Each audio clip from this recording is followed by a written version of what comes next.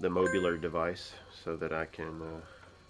Yeah, we're gonna have to make sure that we can hear your audio too, because sometimes when we get a new person in the Oh, party, yep. it won't allow their audio.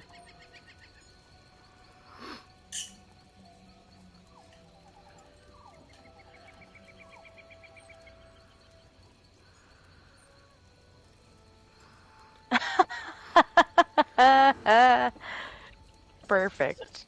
Perfect. Then hopefully it'll work on everybody's end. Yeah, we actually ran into that. I think on two different occasions where we forgot when Crazy got her PS5, and then another Yeah. Oh, time yep. Gwen was doing it, trying to do it from her phone. I think is that right? Yep. And we forgot to set those up. We'll know in just a minute once I get.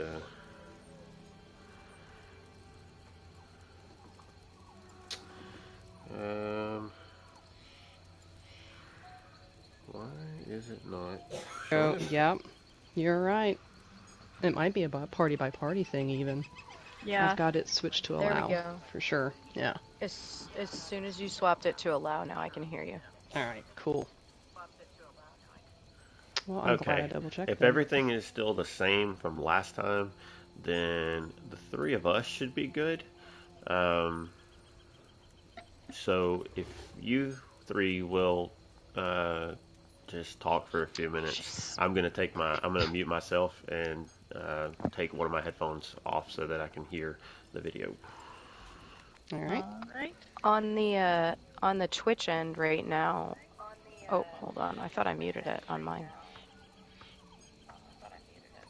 There we go. On my Twitch end, everything sounds actually pretty even. Like Dragon sounds even with us, which is good.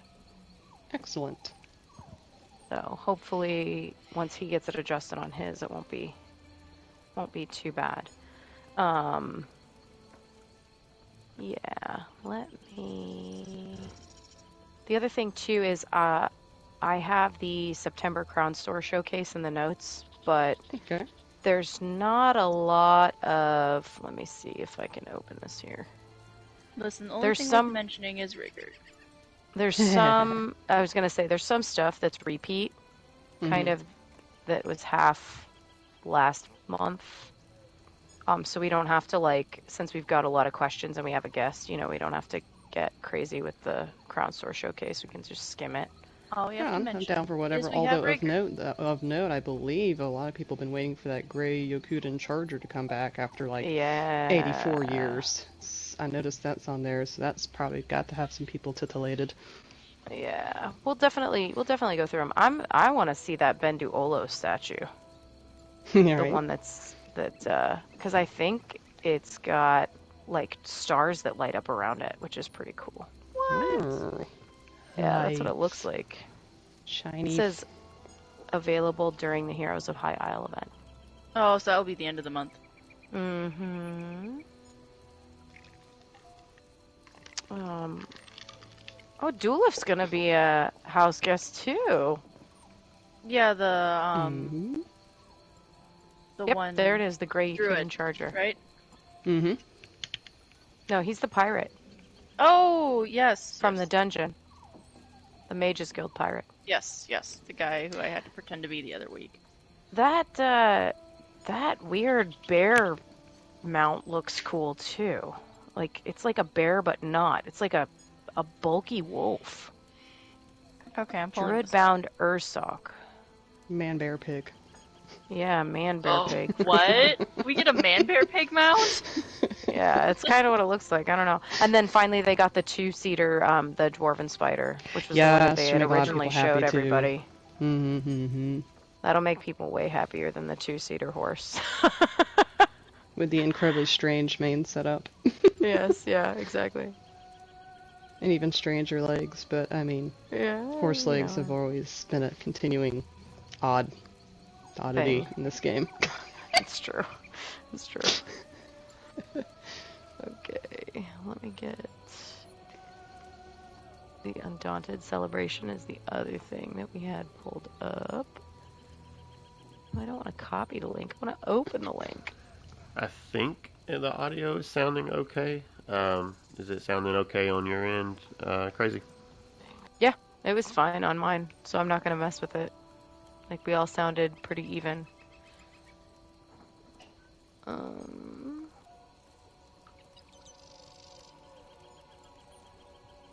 Yeah. Those were really the only two news things from the actual website this week, so. Oh my gosh, it I'm does going... look like a man bear pig. See? Telling you. Man bear pig.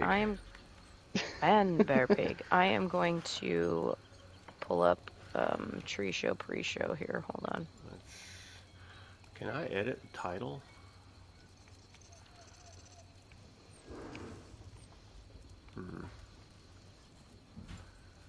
I guess not. Okay.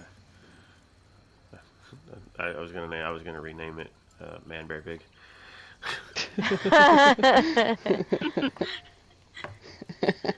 Yes, dear. What? It'll be even better if y'all pick up my poor, 13-year-old dog snoring in the background, as she likes to do. I'll be right Sweet back. Puppers. Yep.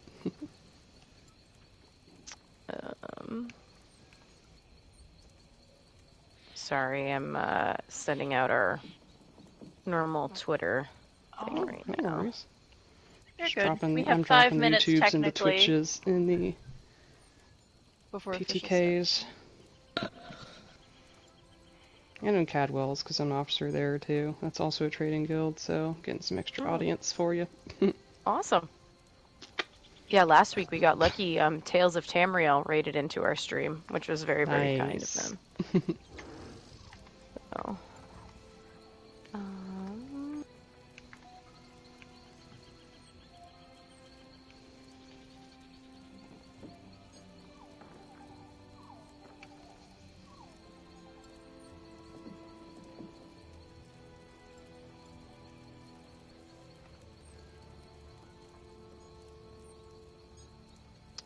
okay. Go back in here.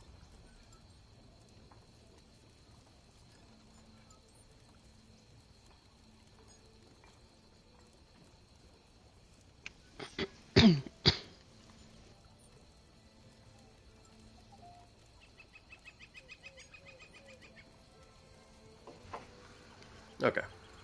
Sorry. Had to go and check and make sure there weren't monsters under the bed or anything like that. Aww. Priorities, man.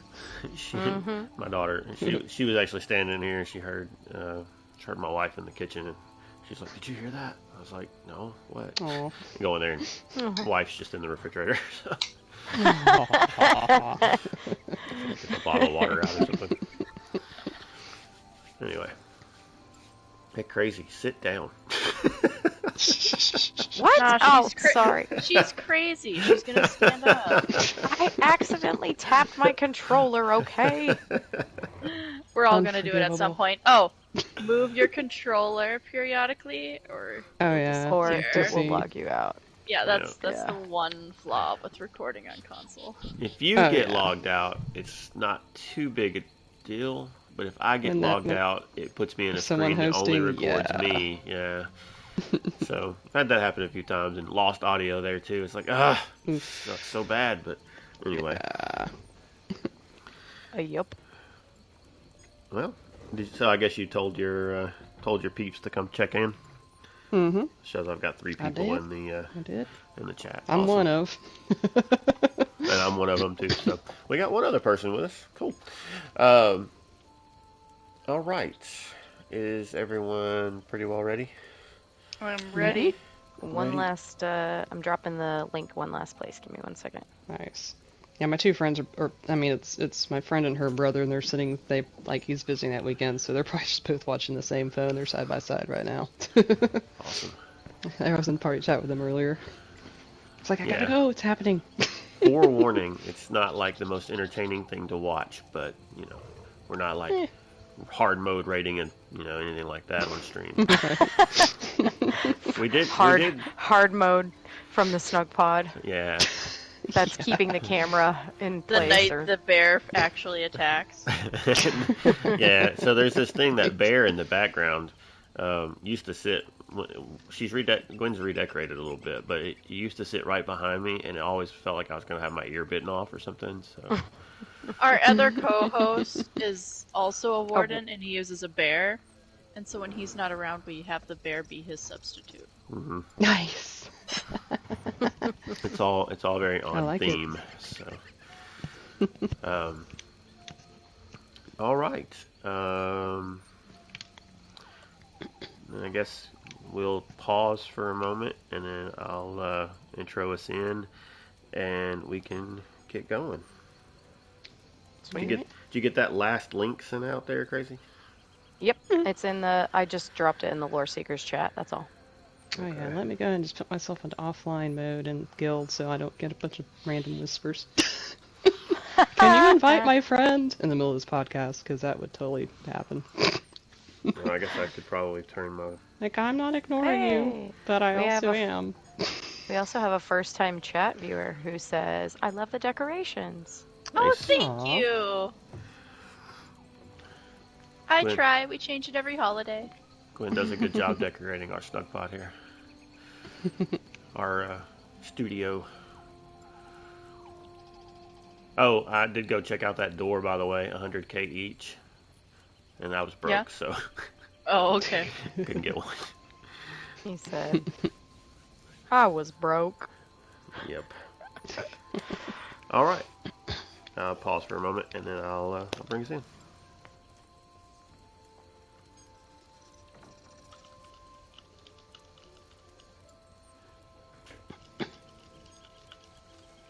Welcome to A Snugpod Cast. If you are with us live, we have 4 people here, 3 of which are normal residents of the Snugpod, one of which is a special guest. I am Never Separate. To my right on screen, I have Gwen the Bard. How are you? Hello. I'm good.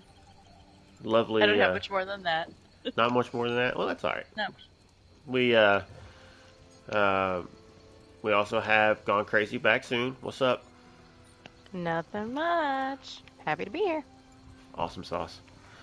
And we also have a special guest with us, Dragon Racer. How are you? I'm doing well. How about yourself? Oh, I'm been struggling with a little bit of the sleepies today, and I didn't get to take a cat nap, so this is we'll see how this goes. There's at least one person in this group that has been known to fall asleep. So, hey, he wasn't gonna say who. I wasn't. Oh, naming come names. on! If anybody has ever watched and/or listened, they know who.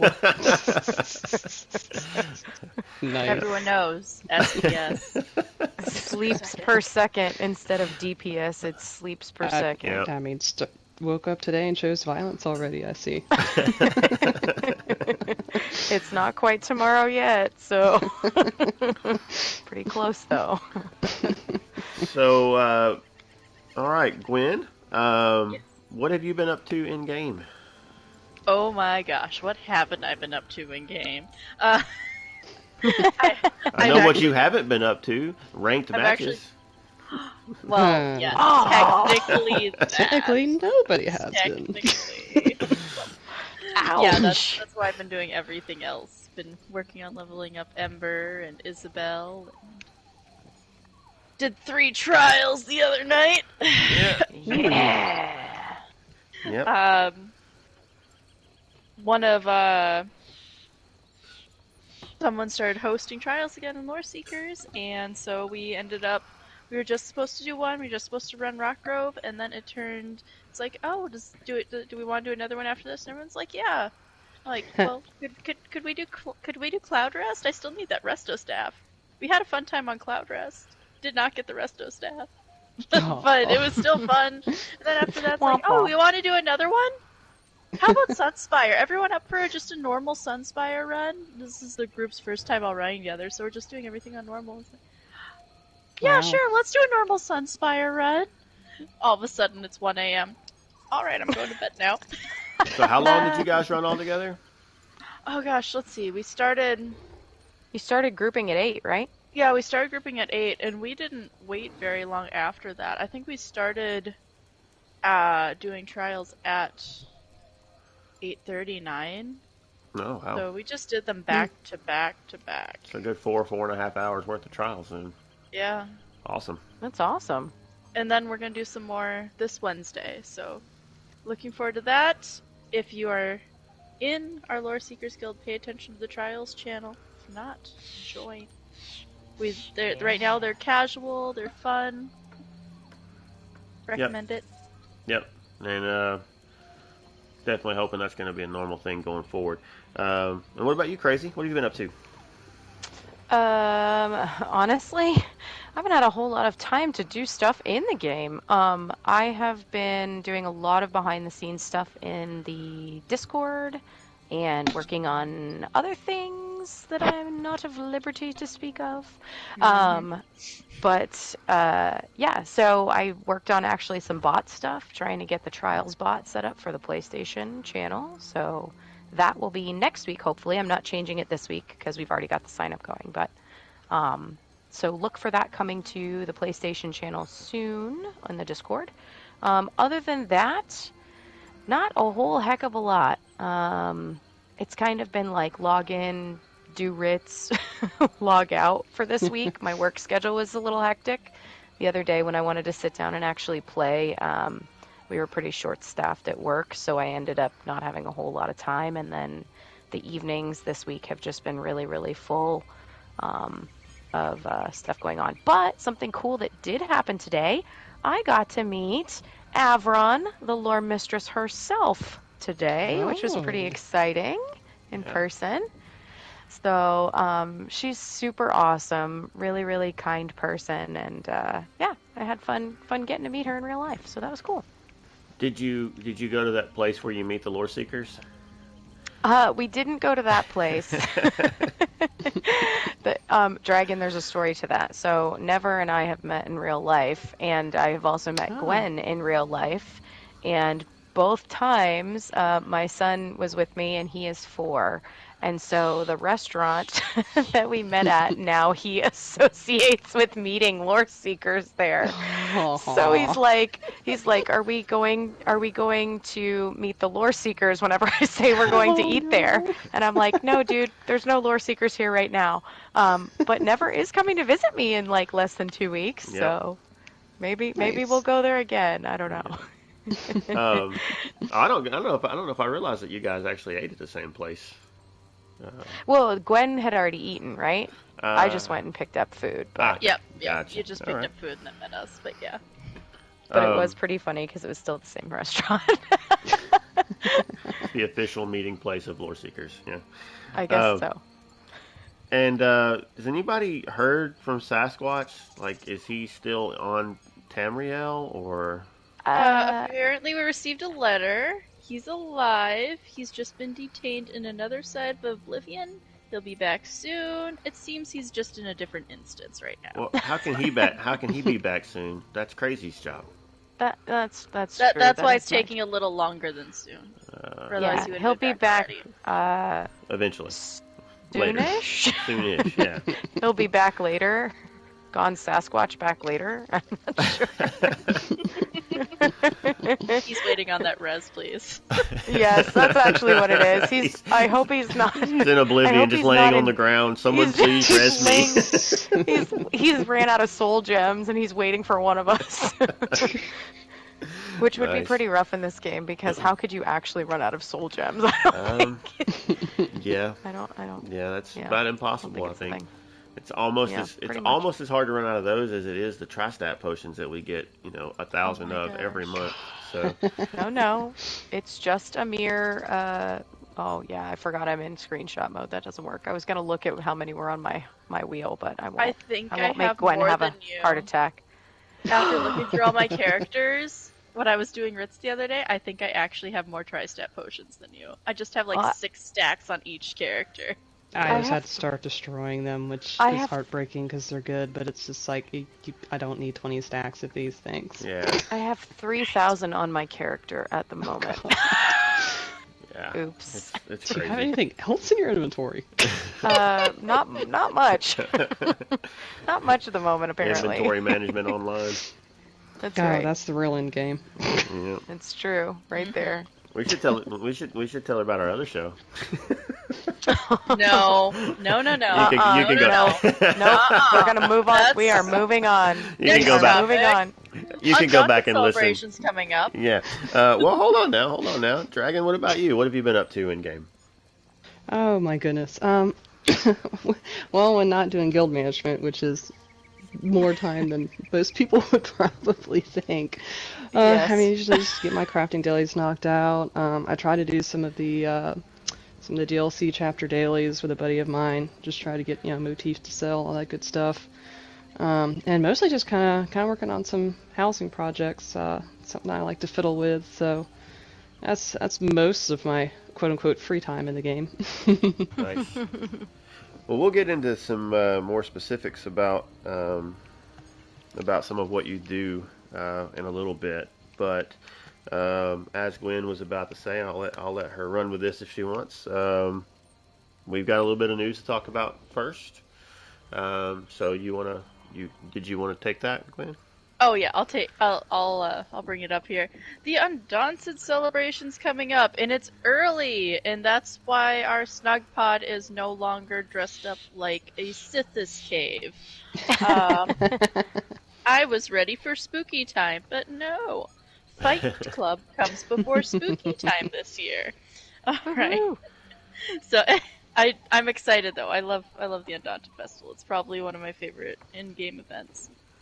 So this year, it is Thursday, September 8th to Tuesday, September 20th. That's a good run. It is. Yeah. And at some point after it, I believe, is they're going to have a High Isle event, and then it'll be a spooky time. Yes. Yeah. So, it looks like we're just going to have all the regular fun, undaunted-y things, and a new introductory quest, Glory of the Undaunted, which you can obtain from free in the Crown Store or by speaking to Theralith at any Undaunted enclave. Theralith is kind of Or menacing at looking. the Impresario tent. Mm-hmm.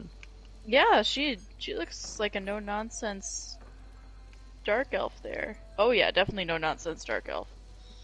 I'd expect no less with Undaunted. Yeah. That's true. So we're gonna have really, really bad rewards, right? Oh my gosh, what? Bad rewards? What? No, they're called the Inglorious Undaunted Reward Box. And what do those contain? Well, they will include a variety of goodies, the same style of goodies we normally get every year. Consumables, gold, style pages, undaunted keys, those lovely, lovely undaunted keys, open weapon styles, and more. In addition to, during the event period, you can earn a normal undaunted reward box for each final dungeon boss you defeat. Sweet. And loot each day after the Oh, here we go. first. Yeah, this is the list I'm looking for. Yeah. This is the crafter in me goes. This is the important list. Alright. So, the random motif style page that you can get from is from either Mazatan, Silken Ring, Bloodforge, Scalecaller, Fang Lair, Huntsman, Silver Dawn, Moongrave Fane, Stags of Zen, Ice Reach, Pyroratch, Thorn Legion, Hazardous Alchemy, True Sworn, Waking Flame, Crimson Oath, Silver Rose, Ascendant Order, and Dreadsail. I'm out of breath. And as a trading guild GM, as a heads up, when you get those, hold on to them for about 6 months because the market's going to be flooded, obviously, during the event. So it's going to be a buyer's market. Wait about 6 months, hold on to them, then put them up. It'll be a seller's market. Sorry, And trading guild GM cannot not stop from inserting. No, that's good. Makes sense. And from a crafting perspective, pick them up right away. It might seem kind of expensive if you normally don't buy things, but will be the cheapest they will be for a while. Oh, yes. True that. Alright. And then, you can also get crown repair kits and riding lessons. There we go. The Opal monster weapon styles for this year are Velendreth, Leonbris, Troll King, Engine Guardian, Bloodspawn, and Chokethorn. Yeah. Do any of you run those Opal weapon styles at all? Every once in a while. I think I had one on at one time, but it's been a while. I haven't recently. I have the Iceheart Pauldron on my crafter. She looks way too menacing for the crafter, but they look really good. I run my bow all the time. I think, you know what, now that you say that, I think my Wood Elf, my Bobo Warden, I think has the bow for one. I don't remember which bow, but yeah, I think I'm running the Opal Iceheart bow right now. Yeah, and I have one of mine is the Restoration Staff, just because you can see it. I don't know which one it is, but I like how glowy it is, so you can tell when you have that bar out. Yeah, it's pretty cool. It's a cool style there, depending on what your aesthetic is. It's pretty cool.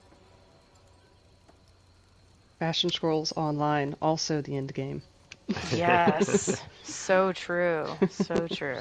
The other thing that's really neat about this is I love that if you do veteran hard mode stuff, there's greater chances of getting those actual mask styles pages. Those are pretty cool. And for folks chasing their event tickets, I do believe they drop from the first, from the last defeated boss of the first Undaunted dungeon you run. Oh, cool. Normal or otherwise. Yep, that's what it says here. And of course, as a reminder, you can only have 12 tickets at a time. Ooh. I like that it does tell you that now, though. After that Use last them or lose update, them. it'll give you give you the warning of, "Are you sure you want to do this?" I like how it says in the article, if you don't accept them, they'll be lost to oblivion forever. Such a terrible place to send event tickets. Sasquatch might find them. What are the scamps going to do with those? Sasquatch might like that if he's there. Maybe that'll res him. There you go. Will res for tickets. We should change his name to that and not give him any context in Discord. We'll know he listened to the show only if Amazing. There's also something in here about the let's see. What you can get with the tickets. Go ahead, you can read that. I don't care about that. I was looking above that. If you own the ordinary version of Monster's shoulder styles, you can purchase the Opal version from the vendors with Undaunted keys. Oh, that's cool. Specific Opal style pages can be purchased for 50, while the coffer can be obtained for 25. Wow. Oh, that's fun. I meant the part beneath that. That's the part I don't care about. Yeah, I mean, all of the you'll be able to get all of the Soulfire Illusion pets pieces. The first two of the Daggerfall Paladin costume, and bound style pages for Power Ranger. Yeah, the pink Power Ranger. Yeah, thing's terrible. But you can get bound style pages for Opal weapons and masks and shoulders for Velendreth, and group repair kits, companion guild commendations, the usual stuff with some of that. And the Impresario colleague, the Indrik vendor, I'm not trying the name, is going to have the Nascent Indrik feathers, Onyx Indrik berries, Mossheart Indrik berries, Ebonglow Indrik pet, and Sapling Indrik pet.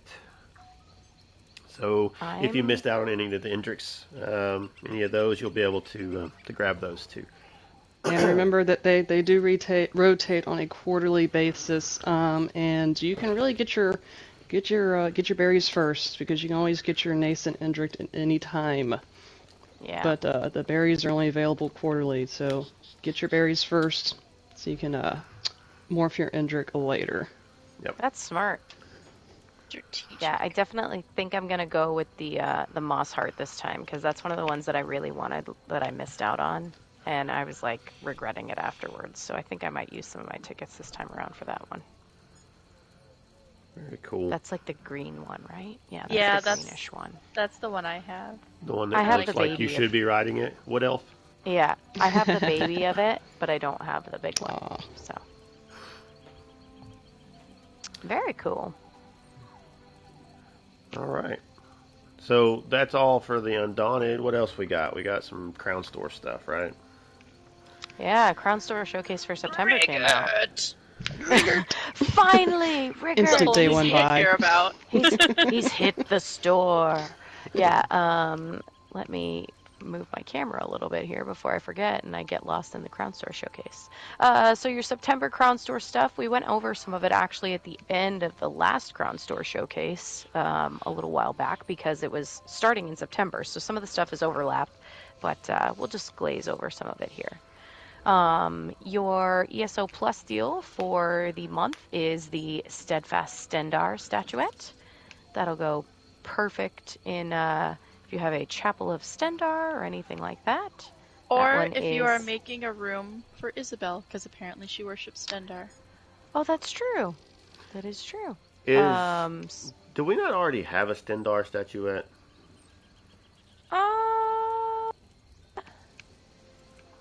No. We don't? We have Zenithar. Oh, okay. But I don't think they did It's a different Stendar. It's a different R.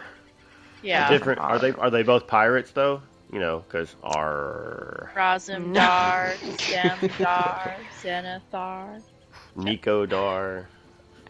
And now all of their pilgrims are going to show up on the door of the Snugpod, knock on it, and come to get all of us. So if they show up at our door and knock, is that good luck? How would you knock on the door of a Snugpod? It's a curtain. Okay. Door curtain post? I don't know. I don't know either. Okay, carry on. There is also the Wasik horse lizard, which these things are crazy looking. They are literally a horse lizard. It is exactly what you would imagine it looks like. It's got like a horse body shape with hooves and a lizard head and like a lizard tail. Is it the lizard cool, wizard? Actually. I guess so. They're quite colorful. They look pretty cool. It's a Murkmire mount, essentially. You know what we need as a mount? We need Falcor. What? Falcor. Yeah. Yeah, and some people will actually know what that is. I get that reference. Me too. I'm glad all of us are old enough to know what it is. Hi, I'm the only one sitting at this bar that doesn't know what that is. Have you ever seen Neverending Story? The Neverending Story. No, I have not. All right, well, that's your assignment tomorrow. Yep. Okay. Yep. It's really, really dated, and it shows. I keep getting told if I watch it, I can't watch it with my husband in the house because there's a scene that apparently traumatized everyone in their childhood. Yes, and we all immediately know that scene. You don't have to say it; we just all know. Yeah.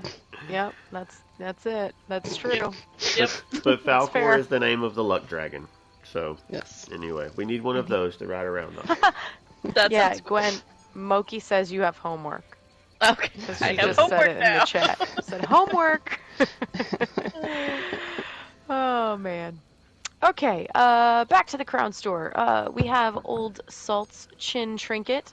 This is like beard, kind of a frozen spray, northern sea sort of situation this would look here. Really good on a necromancer. Like you got all of them have a little skull ornament.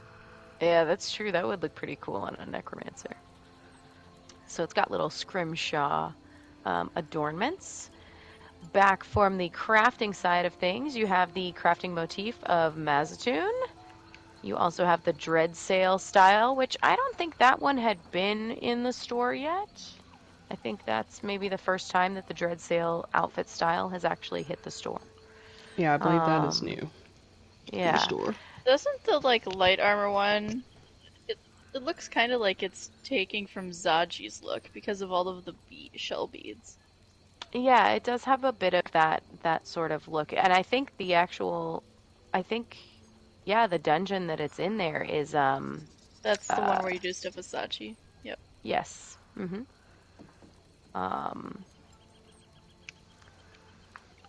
It is the one that we like so much that has the awesome dialogue from the first secret boss, and I'm having a brain fart on what the name. Shipwright's Regret. That's what I was trying to say. I mean, it gave us a lot of regret. How can you forget? I know, it's true. I forgot about that. I'm not bringing it back up again. Blocked it from your memory. She's blocked it. I did. Blocked it from your memory because I couldn't block the damage with my fake tank, so. We also have the outfit style, the Bow of Shadows, which is a artifact from Nocturnal. So that one's probably going to be pretty popular, I would guess.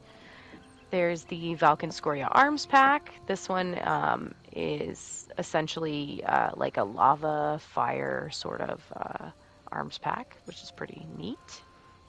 There's the Pirate Skeleton Arms Pack, which is from Blackheart, Captain Blackheart, and Blackheart Haven. So it's that like skeletal kind of pirate style, if you will. There's also the Oaken Order Arms Pack. So this one is, I think this might be the first time that this one's been in the store as well, because this is with the new High Isle content. So this is going to be during the Heroes of High Isle event that this one will be out. And I like this arms pack. I think it looks very different than some of the other ones they've released. Like, the shield actually looks like oak wood.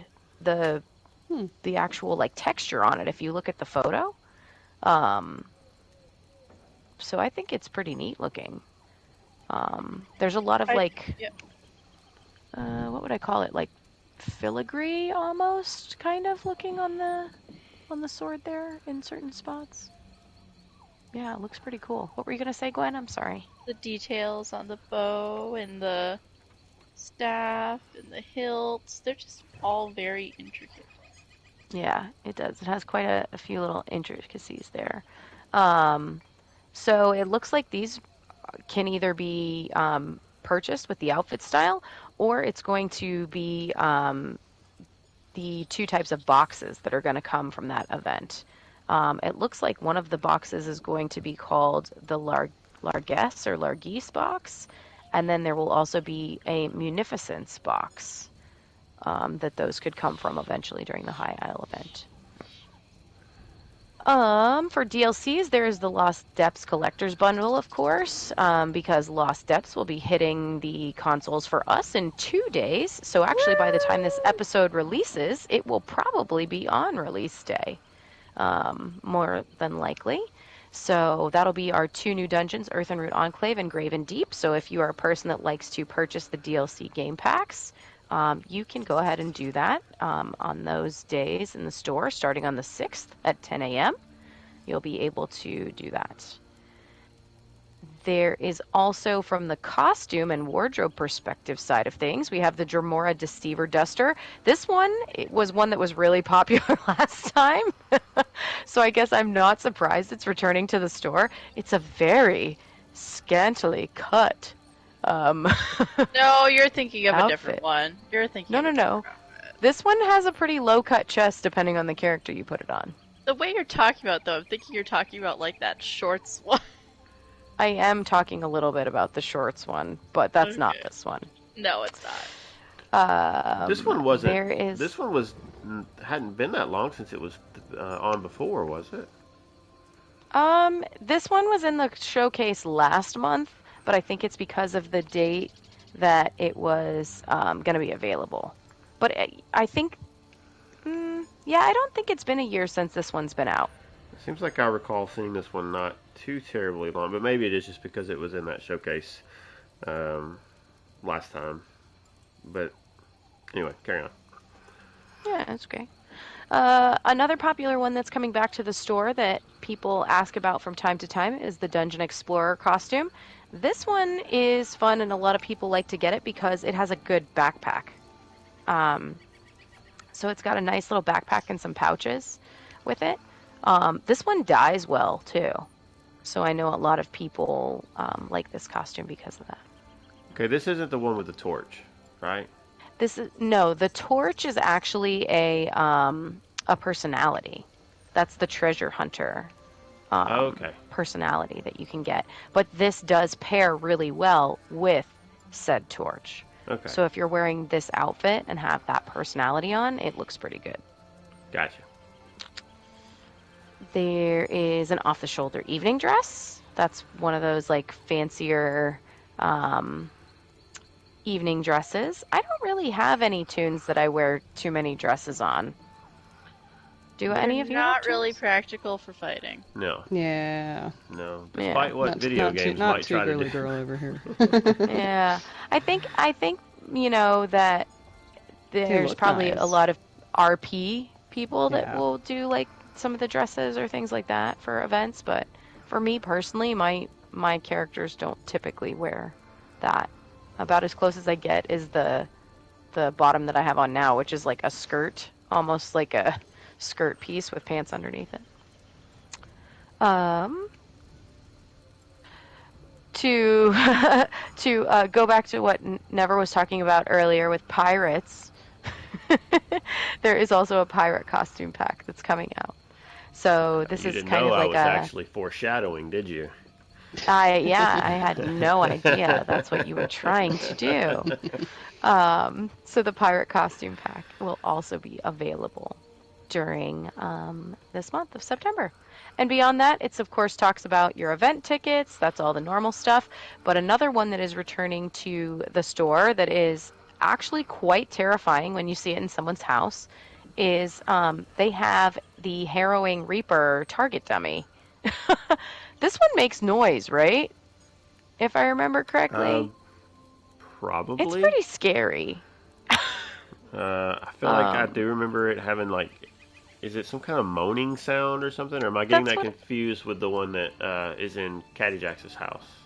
I don't remember. They both might do it, but either way, it's pretty scary looking.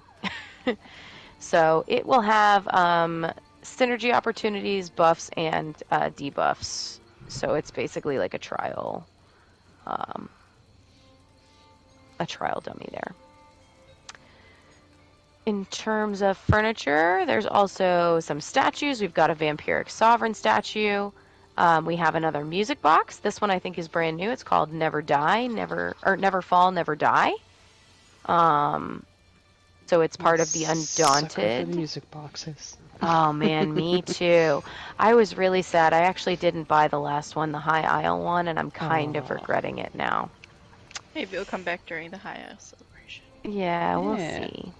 But this music box looks pretty cool. It's got the little like Undaunted or kind of an Undaunted logo on it. It's got like a helm and some epaulets, so it'll be fun to hear what this one sounds like. Got some more furnishing packs. Malakath's Chosen furnishing pack. That one is like a Hrothgar furnishing pack.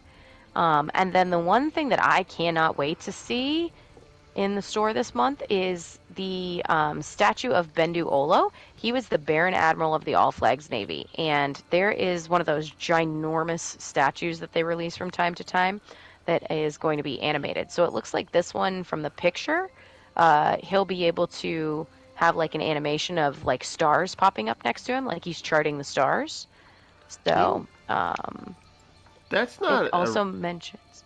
That's not the same statue that is part of the High Isle story? It is. Without spoilers? It is. Okay, because I actually didn't see that. I didn't catch what was happening in time when that moment happened, so I didn't see the before. I haven't played the High Isle storyline, so I have no idea what you're talking about. But what I can tell you is there is a large statue of Baron Admiral Bendu Olo in the bay, because that's part of the lore of High Isle if you read some of the books. So. Okay. Cool. Well, I at least know what that looked like. Mm-hmm. Yeah. Anyway. Yep. So yeah, that will be available as well during the Heroes of High Isle event. So, another thing that kind of clues us into that. Moving on to houses, Bastion Sanguinaris is going to be available again. That is the house that is in Blackreach. It's very popular. That place is huge. Why would once you know where all the want doors a are. house in underground? Why would you want a house in underground? Yes, why would you want a house? There's like Falmer, there's vampires, there's... Because you're a vampire? Horrible. I'd say it's a very popular vampiric one. But your heating and air conditioning bill would be so much lower because it self-insulates. Yes, your it is HVAC self-insulating. If you walk towards the top of those it's good towers, for spooky season for the Halloween house builders. That is true. You got a point, usually Dragon. on the radar. That's very true. Another one that's returning, Pariah's Pinnacle. This is the Hrothgar house. This one's pretty popular too. It is also massive. Massive, Pariah's Pinnacle. Yeah, it's a big one. But it's really cool. I like the way when you stand in this place and you look out when the wind is blowing and the snow is falling. It's really cool. Okay, now you're making it sound like a good Christmas house. It is a good Christmas house. Yeah, it's a great it could Christmas be. house. Mm-hmm. For those of you that are into punching, stabbing, or shooting your friends, there's also the Elder Private Arena that is returning. This is like a pit fighting. This is the pit fighting house. So this one is returning for a limited time as well, also during the Heroes of High Isle event. Yes, so there you Arena. Go. And of course, you can't have a house without a house guest. And Gwen, it's time. Rigert! Rigert the Brash is coming. He is currently technically Oh, here. he's currently there. He's here. Yeah, from September 1st to the 15th. He is there. Oh no, you got 10 more days to get him, everybody. Ready to do all of the diplomacy. So much diplomacy. Was he, what, 2,500 crowns? Mm-hmm. I believe was the cost on that one? Yes. Yep. We also have Fraltar, the Boaster. He is an undaunted Reach native. And, yeah, you can talk to him, too, if you want to put him in your house. And then we also have Dulif, who is the pirate from the Mages Guild. He's the one that is going to be important for the 2 new dungeons that release. And he will also be in the store during the Heroes of High Isle event. So, pretty fun, because that's kind of different. We get like a dungeon character almost right away that you can use as a house guest. So that's pretty cool. For the mounts that you can purchase right now, there's the Turquoise War Pangrit. I think that's actually the one that will come with the collector's edition if you get the collector's edition of Lost Depths. But if not, and you want to buy it, on its own, it's over here. It's the Shark Guar or Sea Guar, kind of. And then we have what we were talking about earlier. It's called the Druid Bound Ursok, but we called it a what? A Man Bear Pig. Man Bear Pig, I think is what. Man Bear Pig. Man Bear Pig. what was being talked about earlier? It does kind of look like a Man Bear Pig. It's look at those muscles. That is a crazy bear. It's like so stocky. But the snout. It's like the wolf bear version of a cinch. I don't know. I was gonna say it looks like it's been working out with the cinch-rot. It actually did leg day though in the back. It did. Unlike the cinch, who is kind of like, like one-sided with that. Another thing that will be quite popular that Dragon pointed out when we were talking about stuff earlier is the Gray Yakuten Charger is returning to the store, and that is one of the horses that people have been waiting on for a while. Isn't really? that the one It's that just a horse. Years. It's just a horse. Yeah, but it hasn't been out since early in the game. So I think this was actually one of the first mounts, wasn't it? If I remember correctly. Yeah, it was. And every time that you see a thread pop up in the forum talking about mounts you want to see in the future, there is always someone or several someone's bringing up this mount from like year 1 or 2 or 3 or whatever it was. It's like, oh wow, I was only in like one time. I mean, usually things will cycle around a few times, but this is one of the instances where it's like it was in once and just hasn't been around. Yeah, I think this is the one that Arcaneer talks about all the time that he wants. So he better get on it while he has the chance. Posterity alone. Yeah, while he has the chance. So that'll be September 26th to October 3rd. So this is one of those weird ones where it'll probably also be in the October Crown Store Showcase. Right. Because of how it overlaps.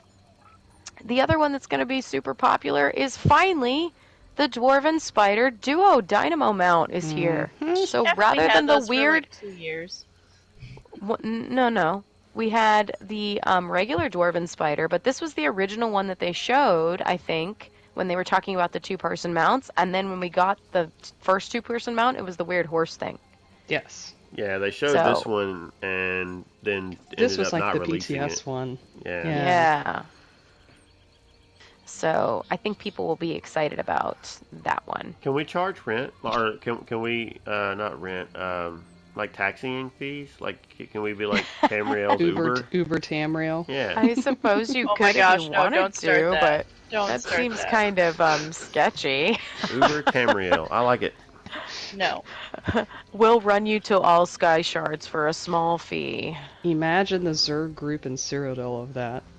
Oh my That gosh. sounds terrifying. You know what's funny is actually during the last event, I actually had a guildie who did have the horse, and there was somebody who was leveling a Lobi character that had no mount speed and like hardly anything, and this person stuck with them all day. It was 2 guildies together, and as soon as we would finish taking whatever we would do, they'd be like, okay, where's so-and-so? Hop on, and then they would run because they had full mount speed. Yeah. So it kept the group from being slow while the person was leveling. It was pretty awesome, actually. Cool. Yeah, it can actually be helpful. Like, my friend and I will try to run the same treasure maps or crafting surveys that we have, and it's difficult because even when you're in a group, if you set a waypoint, nobody else in the group can see the waypoint. So it's like, oh, we're going to go to the treasure map that's kind of to the northwest of this weird circle thing. Or you can just hop on the mountain and I'll go there, because I've been there a million times. Yeah, that's true. That's true. I didn't even think about using it for surveys and stuff, but that's brilliant, actually. So, personalities that are back in the store as well. We've got the Swashbuckler. That's your kind of pirate personality. So that one is returning, probably to kind of go along with the theme that's happening sort of this month with the High Isle stuff, and then also with Lost Depths. The pirate costumes. The costumes, all of that stuff that's happening. Pets that are back, Pangrit Nymphling. That's the one that comes with Lost Depths if you do the collector's bundle. There's also a Brimstone Nixad, which looks like a scary demon, firefly, dragonfly, fairy thing. A Hellcarn Wolf Pup, which this one is from elsewhere. Like a tiger wolf. He's like a little dog puppy. I don't know. He's kind of got tiger stripes on him. What'd you say, Never? It looks like a tiger wolf. Yeah, tiger wolf. Exactly. And then there is also one of the last but not least things, a polymorph for the Shadow Silk Goblin. So this is an actual polymorph that you can use to turn yourself into a goblin and run around if you would like. In time for spooky season. Just in time for spooky season. I actually was in a guild once, a PvP guild, that you could only PvP as a goblin.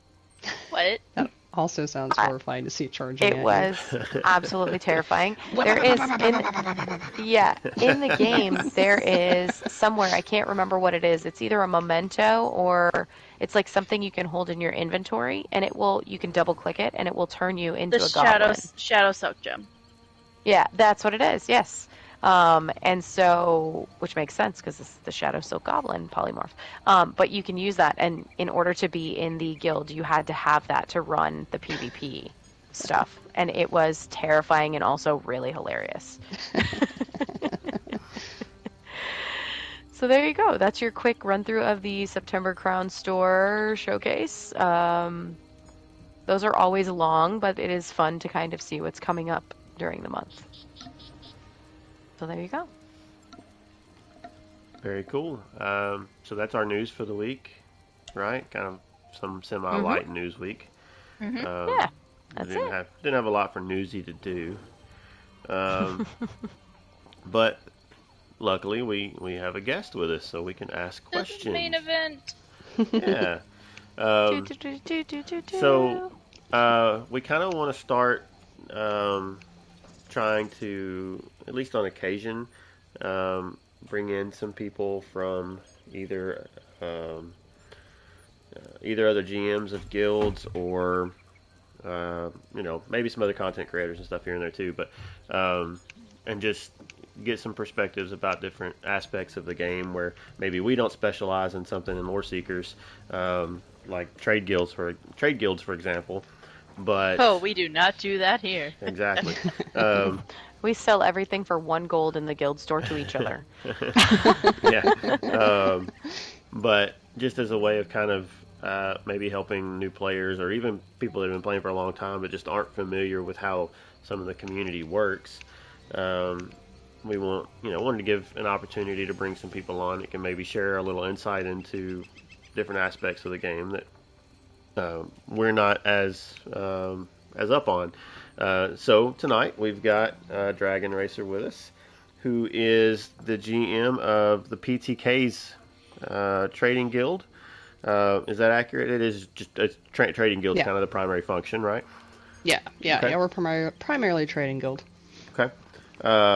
So we've got some questions, and hopefully she has some answers. If not, it's going to get real awkward. If not, I'll make up something really cool. Yeah, just make it up. That works. You can always make it up. We'll never know. What does PTK stand for? Somehow I felt that would be the first question. Yes, nailed it. It's so funny. It's so funny because that'll almost always come up in guild chat, from new folks, and I like to play a guessing game of, well, what do you think it stands for? Is it got anything to do with who started it? You're the first person to actually get close to it. Most everyone will think it's an acronym for something, but actually our founder is PT Kush, right. And in his infinite creativity, he named it the PTKs. And that is literally as simple as it gets, but you can get some pretty interesting acronyms people try to come up with just so hard. It's like it's cool. it's just that simple. People of Tamriel. Yeah, I have I cheated a little bit because I was part of the guild when he was still GM. I actually spoke privately with PTK about some things I was trying to look at doing for our guild, and never went anywhere with that just because I'm terrible and just busy and whatnot. But yeah, I did reach out to him and spoke to him on one occasion, and so anyway, I knew that was where the name came from. Cheater. So, yeah. The other day that question came up. I was like, well, I could halfway answer some of those, but I'll let you ask anyway. Yeah. PTK still active too, right? Or Kush, yeah. Yeah. We've been around for. Well, the founder. He's still active in the guild. He is. He's on a little bit of a break at the moment because he is moving residences. But yeah, he's still around, and he actually runs our guild hall. It's been a very nice sort of division of duties where I joined the guild I think about 6 to 8 months maybe after he had founded it. And I got really excited by his auctions and wanted to help with the guild, and maybe about 6 months after joining, I ended up being his vice GM, and it turned into a kind of a division of tasks where I started doing the guild auctions, helping him with the raffles, and he's always had the guild hall, because he's just always been able to masterfully set up a nice big primary residence with all the tunable crafting tables, all the dummies, just like literally everything the heart desires. Plus, just makes it look cool too with some, luxury furnishing vendor items, and now that we have antiquity items. So he still maintains our guild hall, and that's his big thing. Is he keeps the guild hall running, so you can go there and do all your master writs, and I basically do all the management work and the fundraising and go place trader bids. Yeah. I know I remember at one point he was doing some game with in chat trying to guess his achievement score. Yeah, he is an achievement hunter. Yeah. I know he's really gotten into the Tales of Tribute card game too, which I know he enjoys poker in real life. So I knew as soon as that game came out, I'm like, oh god, he's going to be mastering this quick enough. Awesome.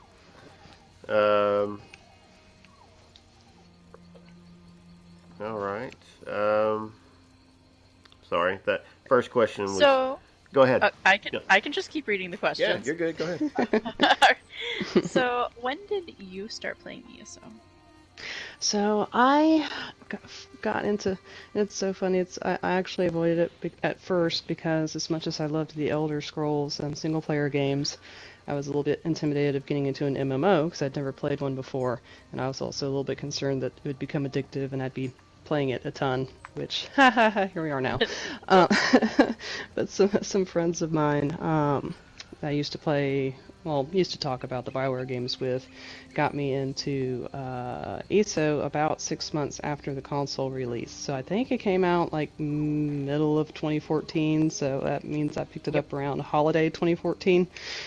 But didn't really start getting serious into it until about like a year later, like 6 months to a year later, about the same time that I got, joined the PTKs, which was one of my first guilds. And I just got completely sucked into the world of guilds and the potential of having all the fun little side things that can happen in guilds and activities and events. And I just, here I am still, basically 8 years later. So what were your first impressions of ESO and your first character? Well, I'm actually sitting here still on my first character. Yes! That was the second question! Yes! Shiraz is my first character. I always play Khajiit first. That's how I've been since Oblivion. Love them. Made a Nightblade originally because, of course, most people probably are like me in the single player series, just snuck around with a bow and just snipes people all day, which originally was my intent. At the same time, I'm a little bit too Leroy Jenkins. I'm a little bit more of the type where in a group setting I want to protect the folks around me. So I kind of have, I guess, what you would used to call a sap tank. I know we've been through some nerfs and whatnot, but I'm actually a Nightblade tank. I sustain myself a lot with just being able to soul leech and suck the soul out of the enemies, but I do like the tank concept of keeping the bosses entertained while my friends whittle them away and keep me alive. So this is my first. This is my main still. She's my master crafter. She does everything first. Nice. And then my first impressions of ESO was, it was familiar because it was, I was in my Khajiit character and, being able to explore and all the stories, but it was also a little bit overwhelming too at first. So it was super helpful actually to have had friends here to kind of explain that's a runestone and here's why you want to pick it up and here's why you don't want to immediately sell the stuff you just picked up. Because I just had no concept of like the crafting side of things, the crafting dailies and all of that. So it helped to kind of have friends sort of guide me on where to go. And of course this was back before Tamriel, so it was like explaining, the order to go on the map and if something's too high level, we'll come back to it later, which is, a little bit less of what the case is today where you just if you're a new player, that's why I was glad I was here for my friend who joined the game about a year or so ago, because you join now and it's like 80 billion quest markers slamming at you and you have no idea where to go or where to start. It really can be overwhelming. Yeah, it's so funny how we've gone on the opposite ends of the spectrum, because pre-Tamriel I played as well, so I remember what it was like to walk into Malbaltor and just get immediately murdered by something that was way higher level than I was because that's where I needed to go for the quest line, but I wasn't high enough level to get there yet. Right, or having to pick the same alliance that your friends are in, or you couldn't play together.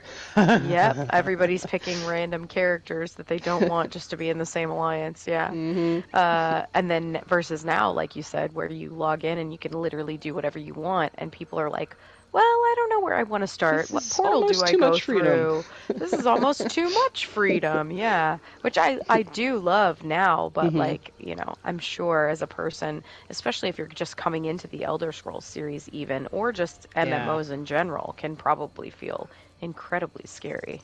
Yeah. Yeah, there are quite a few systems that take place in games like this that, for sure, if you're not experienced with MMOs, to jump in and there's all these things being thrown at you and quest markers everywhere, and do you want to do this? Do you want to learn how to do this skill? Do you want to play this card game now? What about going and tracking down some stuff and digging in the dirt? You know, it's like, wait, what am I doing? Well, and just the quest log. I mean, like when my poor friend joined, she's like, I can't take any more quests, so I like had to read them off so I could tell her, okay, well you can dump that. You can pick it up later because you can only carry out like 25 quests. That fills up super fast. It does. It sure does. Absolutely. Especially when all the quests are new and running at you. Yep. True. You know how long I've been looking for you. Exactly. Good old Stuga. I think somebody killed her once, right? Yeah, Jibs did can't one time. Kill Stuga. No, Jibs did. Jibs killed her. And then I'm sure she just rose again, more powerful than ever. Thanks. That's what it is. Yes, exactly, Shanty. Dragons in your homeland? What are you gonna do? That's right. Dragon is in our homeland. Exactly. All right. So you mentioned that you are a health tank of sorts. So is that your favorite role for Dungeons and Trials? It is, and I know it definitely is not like meta. It's not something I would honestly submit anyone randomly in veteran mode to. But it works for like me and my friend. Actually, have been having a lot of fun. Two-manning. Right now we're going through all the base game dungeons. Two-manning it, just she and I and our two companions, just to see how far we can get on stuff. Just normal mode. We've done a couple of them better in that way, but mostly normal mode. Working our way to the DLC ones. So I mean, I know everything works on normal, you know, LOL, but I did a trial once with her with a really good group of people, and that was like my one and only trial because I'm not really a harder content runner. It's strange to call myself, I guess, a casual when I'm sinking so much time into running a trading guild and all this other stuff, but I'm not really a PvPer, and I don't really run trials or hard dungeons. I just kind of run around and farm and play with numbers. So what is your favorite aspect of ESO then? Housing.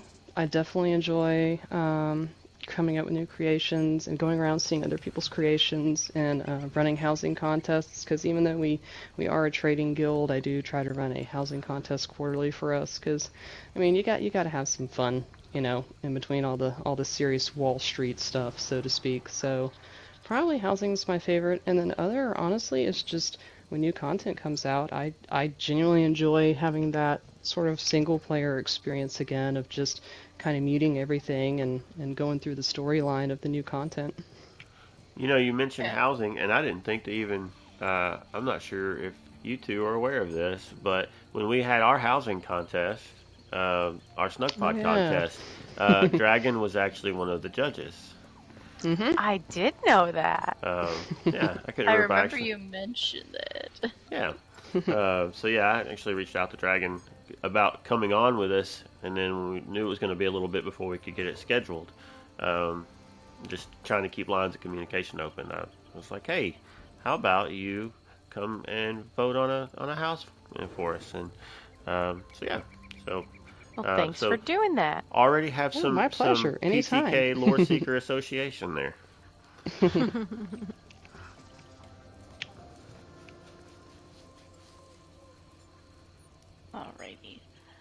So what's it like running a trading guild? Yeah. Okay. What? Take a sip of the drink first. It's rewarding, but it is definitely a lot of work. And I mean, probably I guess a little bit more so because I don't really have a lot of officers that I delegate things to. Some trading guilds have a massive people with a massive time to do that, and some don't. I don't know why, but PTK's is he kind of did everything himself, and then it kind of turned into that with me. It's almost like every time I would get someone to kind of help out, they'd retire from the game shortly after. I don't know if I was just breaking people or what, or just circumstantial. So I tend to just kind of just roll along myself. So like, for example, first thing I do every time I log in is check mail, either, grabbing expired listings, grabbing things that are sold, checking if someone's messaged me with an issue, which fortunately that's few and far between. I do try to run a very drama-free guild.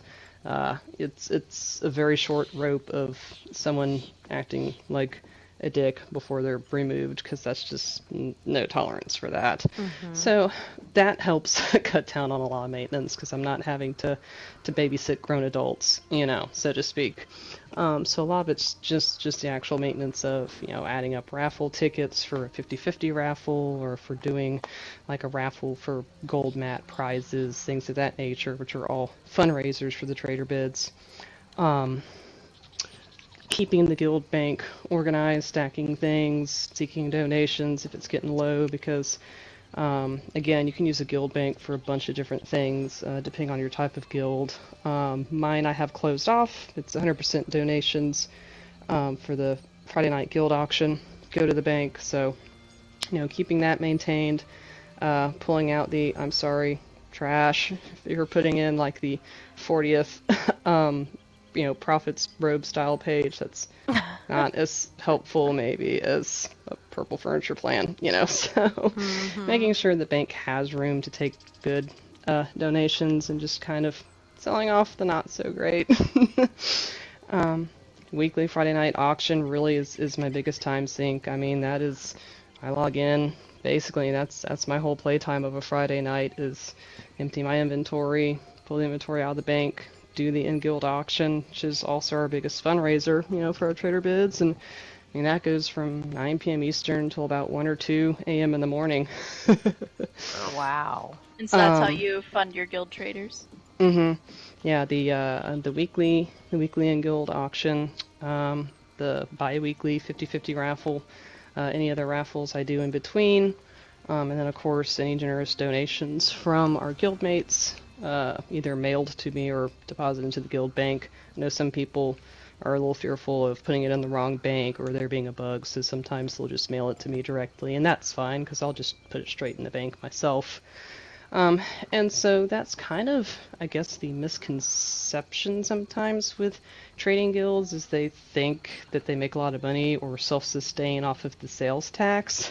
The sales tax is so, I mean, it's better than nothing, but it's so small and piddly. You literally would not be able to have trader bids. It is all from auction, from raffles, and from people being generous. And it can be, a little bit tougher on my guilds, a donation-based guild. And it is, when I say donation-based, truly donation-based. It's not, well, if you don't donate something weekly, you'll be removed. Which I've seen, a few of those guilds out there. You join, and it's like, well, we suggest maybe 5K a week. Like, yeah, just come out and say it's dues. I mean, people are used to that. Yeah. Most, all the capital traders for sure, and a lot of the big subcapitals, that's how it is. I mean, just say it. Don't be cute about it. Yeah. You're either donation based or you're not. No one's gonna judge you on that. Just be straight up. So we are donation based only. I'm not going to kick you whether you donate or not. Now there's an inactivity policy, which most guilds have to have anyway, because if you've got folks that haven't been on for a year, that's not helping anybody. Right. But beyond the inactivity policy, that's it. If you donate, that's awesome, and I appreciate it, and That's why you have a trader each week. If you don't donate, that's on you. And if one week there's not a trader, that's also on you. And I do have to things say, to think about. Being being part of the PTKs, the trader's always in a pretty solid spot. And most of the time that I can recall in recent months, it's been Alinor, right? Mhm. Yeah, I try very much to keep us in Alinor, because that just kind of seems to have been our home city. Every now and then, we'll have a crazy bit of fundraising, and I'll mess with the capital trading GMs and stick my tongue out and grab a Mournholder and Eldenroot, just occasionally, because it is a friendly competition. Right. But no, we mostly try to stick towards Alinor or Rimmen, mostly. Sometimes Vivek, but mostly Alinor, because that just seems to be where most of our good sales are. I think folks just kind of a brand awareness or used to seeing us there to some capacity, so yeah, that's I like to kind of consider that our home city, so we usually try to keep a trader there. I'm not in the guild, but I've definitely bought from you all in Alinor before. Well, thank you. Exactly. Like, So I can tell you that I've definitely bought some style pages from you all, knowing that Never has been in the guild too, but yeah, I have come across you multiple times in that one spot in Alinor, so. Thank you. Yeah, my general way of checking for things when I'm looking for style pages or whatever it may be, I generally go to Vivek, and I go to the bank, and I go through and I check if anybody in the PTKs has it, and then one or two of the other guilds I'm in, and then I go check all the guild traders there, just because I know there's a good chance that between the traders there and you guys and one or two other guilds,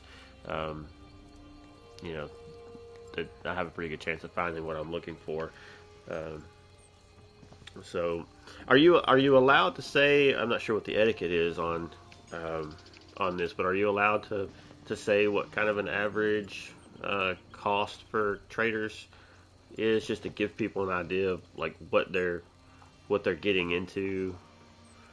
I'll give very generic ballparks, just because that is definitely a sensitive subject when you are constantly weekly competing with other guilds for and it varies from your location spot. to location a lot too. Oh, right? absolutely, absolutely. I mean, I know a lot of folks will think the Capital guild traders are a scam because 10, 15, 20k weekly, but yeah, no, it's.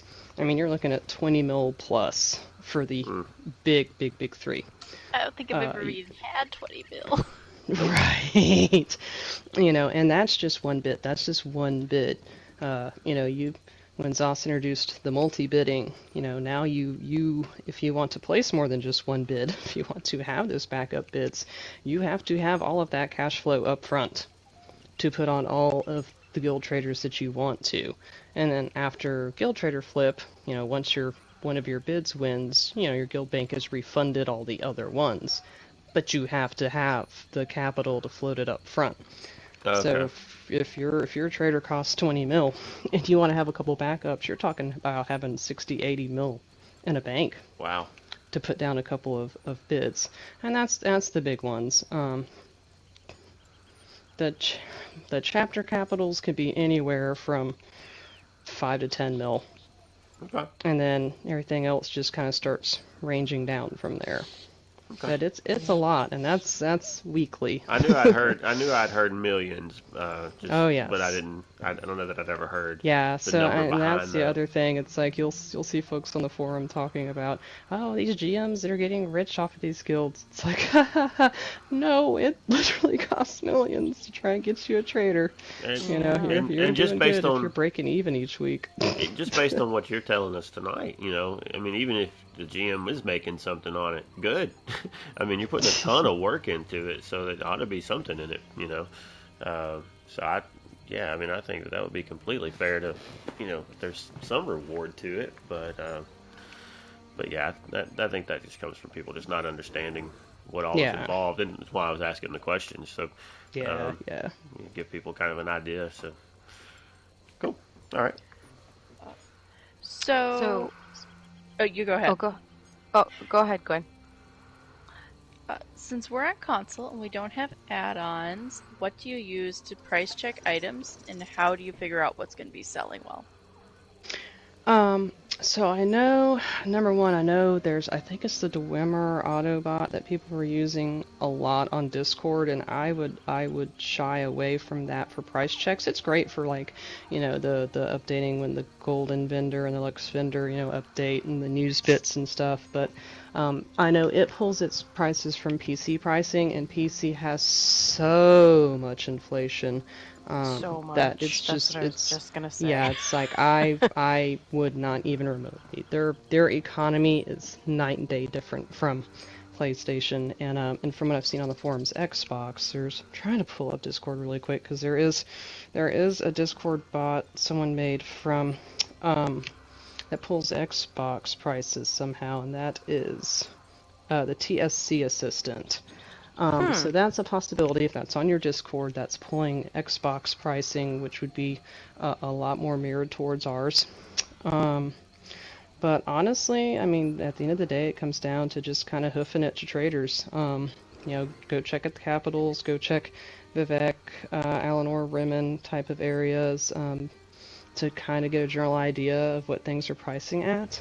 And then, of course, also, if you are in a trading guild, don't forget to actually check what your own trading guild has things priced at. You don't really want to price things wildly above or below your fellow guild mates. That's just kind of poopy to do. So you kind of just look at what's listed in traders to get a good price check. And also, if you're in a trading guild, a lot of people, I think, just assume that they can't see the sales. And that's not true. You can go into your social menu and then go into guilds and go into whatever trading guild you happen to be in and just go down to history. And when you go down into history, you can see all the first general stuff is like who's joined the guild, who's left the guild, blah blah blah. The guild bank will usually show, at least for everyone, the physical things that have been withdrawn or deposited.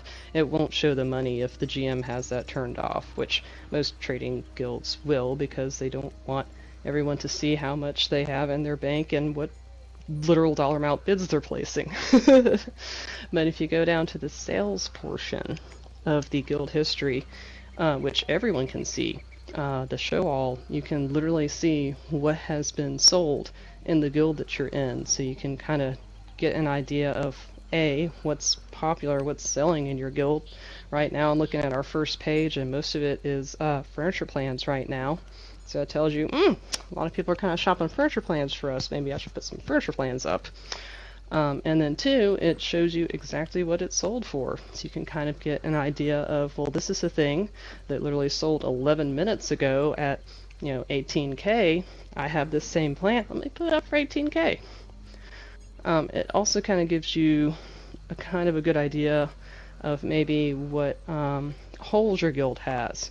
Because, I mean, it's great if your guild has 20,000, tempering alloy up for sale, but at the same time, that's a lot of competition. But if nobody has rosin up, or if nobody has furnishing mats up, and you've gone and like price checked them around in other traders, go ahead and fill that hole, because someone coming by the PTKs that doesn't have any stacks of mundane runes listed, you're probably going to get a good sale if you put it in there, because you don't have competition in your own guild.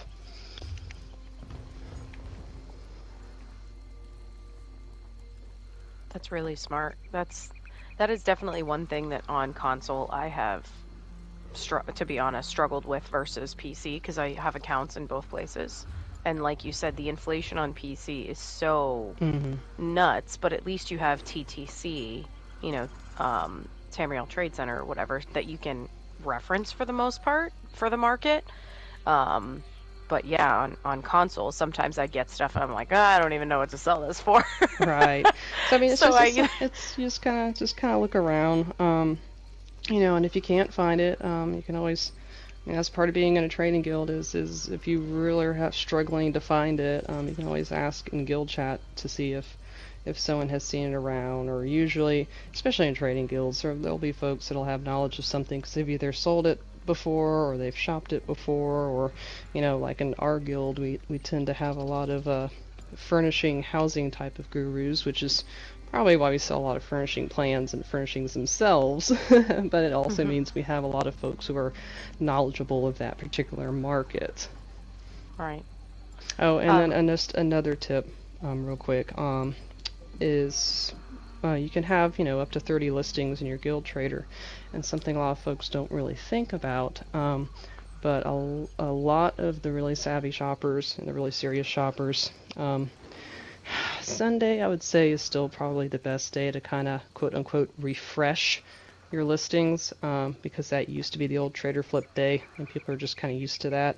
Trader Flip is at like 3 p.m. Eastern on a Tuesday now, kind of random, but the weekend tends to be the big shopping weekend, and if you have had an item sit there, I'd honestly say for longer than 10 days and it still hasn't sold, I recommend doing what I call refreshing, which is to pull that item. Yeah, you lose the listing fee from when you first put it up. But what a lot of people will do is either on Trader Flip Tuesday or, you know, on Sunday and they're shopping around, they will go and they will sort the Guild Trader listings. If they're not looking for something super specific, they just want to see what's out there, they'll sort it by the 30-day listing. So it's like a couple of days after you list it, you know, you're not showing up in that first couple of pages of 30 days and below listings. So 10 days or more, I would pull your item out, maybe relist it for a little bit lower, or shoot, even at the same price. And you would be surprised sometimes at how something will go simply because it's now in that fresh top of mind, top of the Google search 30-day listing page instead of wasting away at, like, you know, 15 days listed, 14 days listed. Wow, that's good advice. I never thought about that, but that does make sense. And just kind of look at your own shopping habits, right? Too, and kind of almost like do the opposite end of that. Like, well, I know how I go and shop for things, so I should probably try and list in a similar behavior. Try and capture that. That's really smart. I have a question that's actually not in our show notes, but it just kind of came to me with all the things that you've been talking about. Since managing a trade guild is so time consuming and is so, you know, you have a lot to keep track of. If you could have one thing added to the game that could help with trade guilds or just guilds in general, what would it be? Good question. That is a good question. I mean, not that I know for guilds that charge dues, it's way more important for them to see who's donated what. It would be nice, I would think, to be able to separate out physical donations versus gold donations. Just like a different tab to see what's gone into the guild bank and what's gone out. And also, just if they could just just make it faster to load for there's an area in the guild that GMs can see for past trader bids. And I mean, I just honestly keep screenshots at this point because it feels like it takes 84 years for it to load simply what was bid last week. So it's like, yeah, that could actually, you know, function like a 2022 piece of equipment. That'd be great too. Yeah, I definitely think that the game, like the guilds in general, like the guild menus and the guild could use a lot of love. Stuff could use a lot of love. But, you know, I also understand it's pretty tricky when you have so many guilds that are formatted for different things. You know, you've got full trade guilds, you've got RP guilds, you've got just casual guilds, you've got trials guilds. So there's a lot of things that they would have to cater to, which is probably why they just leave everything very generalized. But yeah. You know, it would be cool one day. Yeah, and I think probably the biggest quality of life, just for guilds in general, it does not affect my guild directly because with our bank being, you know, donations for auction only, it's super locked down to basically just me and just the highest level officers in case someone makes an accidental deposit and needs to get something withdrawn and sent back and I'm not online. You know, one of my trusted folks can do it, but I know, especially for a lot of guilds that are more social guilds or maybe geared towards helping new folks that have open guild banks, that then sometimes get robbed because some ne'er-do-well joins and sucks everything out and then leaves. It would be nice if ZOS would at least give the ability to, because we already have limits we can set on ranks, who can withdraw, who can't withdraw, who can sell, who can chat in officer chat versus normal chat. It seems like it would be a simple quality of life thing to format to have an ability to say, select ranks can withdraw X number of items per day. Because that would be nice. An instant safeguard of, say the lowest rank, you can withdraw 5 items a day from the guild bank. Then you wouldn't see someone taking 215 inventory slots of something and bailing. Right. Right. That's a great point to make.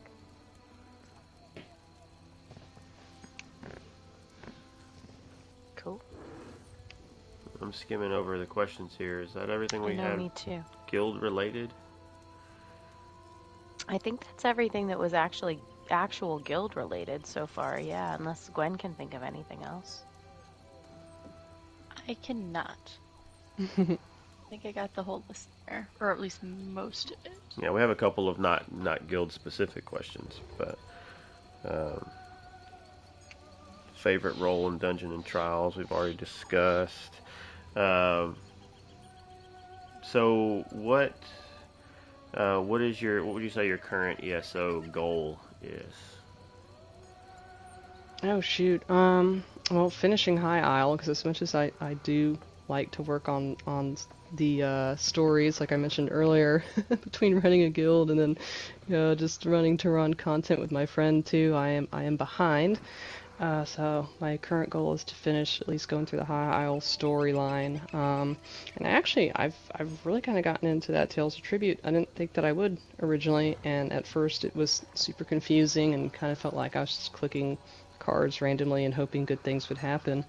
But within the last 2 weeks or so, and this is still just working on the novice rank versus NBC stuff. Something just finally clicked, and I'm starting to actually understand more of the strategy of what's going on. So at this point, probably trying to focus on that just to kind of work up the NPC ranks. Because, man, I really want to get some of those cool banners I see people selling, those Tales of Tribute banners.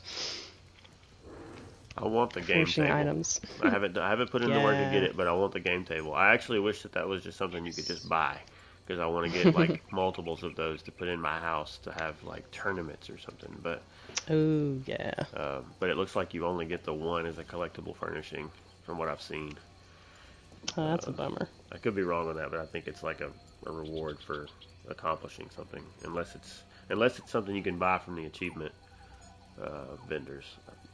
I don't recall for sure, but I want on that note, I do like that they've made that change recently with antiquities, because I was really hot into that for a while, and I like that once you've scryed up all 3 of the lore notes of a particular item, you can then buy as many as you want of that item from that map's achievement vendor. Because that's now kind of giving me a goal of, for example, the really pretty blue elsewhere stained glass window that you can get bleed from the Northern Dragons. Well, now I got an excuse to go back and start trying to farm Northern Dragons again to try and get 2 more of those codexes unlocked, so I can just buy as many of those beauties as I want from the achievement vendor. I didn't realize that was a thing. That's cool. Oh yeah, that's the thing now. That was the last update, I think. That came with High Isle, right? Yes. It yeah. did. Yeah, you don't have to, once you have 3, you can just buy them from the achievement vendor instead of farming and hoping you get a 4th lead or a 5th lead. Nice. Yeah, that is a good update. Alright, and just skimming over these, I think the last one we didn't kind of already touch on is, what achievement in game do you have that you're the most proud of? Oh, Lord. I don't really have that many impressive ones. Shoot. I mean, I guess just the fact that I did actually get through that one little trial that Vault convinced me to do one night with the guild just as like a fun thing. I don't even know if I got an achievement off of it technically, but it's the first time I ever did a trial before normal Hellraw Citadel, so I guess just getting through that and not being a complete screw up was probably my shining moment, because that definitely would have been the hardest content I've done. Very cool. Well, hey. Yeah, I mean, I've probably only ever done, I think, like, maybe 5 trials all the time I've been playing as well, which I think you've probably been playing longer than me, because I think I came in after vet ranks were gone. But trials, just with my schedule, it's hard to get grouped up with everybody. I'm hoping that maybe I can catch one of these that we're getting going in our guild now. But anyway, all right. Well, the next thing we've got is actually a question I think we can probably all answer. It comes from one of our guild mates, Moki, and this was sent in. And this confirms this is in accordance with the stat that I have given. That's definitely verifiable. That in order to use email is only really socially acceptable if you're 42 and up. Okay. Otherwise, you should be using some other form of communication, because you're too young to be using email. So you are so unless you hold a day job. Yeah, you are so full of it, Mr. Pizza Man. Just because you don't answer emails at the pizza place. I do have to answer emails at the pizza place. Actually, we get school orders that way. But... Well, you're not 42. No, but the owner's considerably older. Oh my gosh. There's always a loophole. Of course there is. Anyway, so Moki sends in, "Hello, I was wondering, in the quests that have different options to choose from, have you ever made a decision that you instantly regretted? My sister Teratonks and I did the quest, The Unquiet Dead, early on in Grahtwood, and we both accidentally made a choice we instantly wish we could take back. It was heartbreaking. Aww. I've gone through that quest several more times on different characters, hoping to remove the sting from that first bad decision. And just like in real life, it remains. It haunts us to this day. Also, at the end of the Mages Guild, each of us made a different decision regarding the fate of the last. I'm still questioning my sister's moral compass. Just curious." So yeah, that's something I think all of us can probably comment on there. Mine is so funny and stupid because it's not even a quest, but it's funny and stupid that I can even still think about it and remember it. But there is an instance outside of, I think it's Shornhelm is the capital in Rivenspire. And so that south gate that leads out to the guild traders, off towards the right of that gate, if you're walking out of it, there is sometimes a Khajiit beggar that will appear. It's just like a random instance. And, you know, and I'm a bleeding heart, and so is my character. So, I mean, I always choose the good guy, the try and make everything work, or the spare this, that, and the other. So I'm always, you know, I'll always give the beggars change. And it was an instance where I dropped my controller, and it ended up doing like an intimidate or something that otherwise my character basically robbed this beggar of what he had on him, threatening violence, which is something I would have never picked. And the only reason why I remember it is because to this day, 8 years later, when he still sometimes randomly spawns, he still remembers that I'm the Khajiit that threatened to beat him up for his coin. Oh, no. And he will reference that, and it's like, bro, that is not me. You caught me on a bad day. I was drunk, and a cat jumped in my lap, and the controller fell off the chair, and can I do over? Can I give you $1 million? Make it go away? Oh no. Oh no. I'd like to take that back, because it's like I see him spawn, I just can't even go in that direction. I'm like, I already know what he's going to say. Turns and runs the other way, fast travels to a different way shrine. That's awesome. I mean, that's awful. That's awful. No, terrible. What an unfortunate event. Oh boy. Yeah, I think is it spoilery at this point to talk about the Mages Guild quest? I guess it kind of still is. There's still new players. I don't know. I mean, I think you're probably okay. If you're a person that hasn't done the Mages Guild quest and you don't want to hear this part, fast forward. Yeah, there we go. Spoiler, blah, blah, blah, blah, spoiler. So yeah, I think sometimes when I know that there's a quest that it's like, okay, this is probably going to impact something about my game more long term than just this moment. There's been times that I've cheated and looked up what would happen on either side, and yeah, I know. But I don't judge. I've done the same. Thank you. But the quest the quest gives you the option of either helping, or getting the freedom of a person, or leaving them to. I think it refers to it as gaining power, and it essentially gives you, is it 2 or 3 skill points? Do you guys remember? I think it's. I think maybe it's 2. I think it was the it's equivalent 2. of 6 sky shards. I think is how it said it. Yeah, I think that. Oh, yep. Shanty says 2 skill points, and he says this is why I play 11 billion characters. Yeah, on every platform imaginable, including the upcoming Switch port.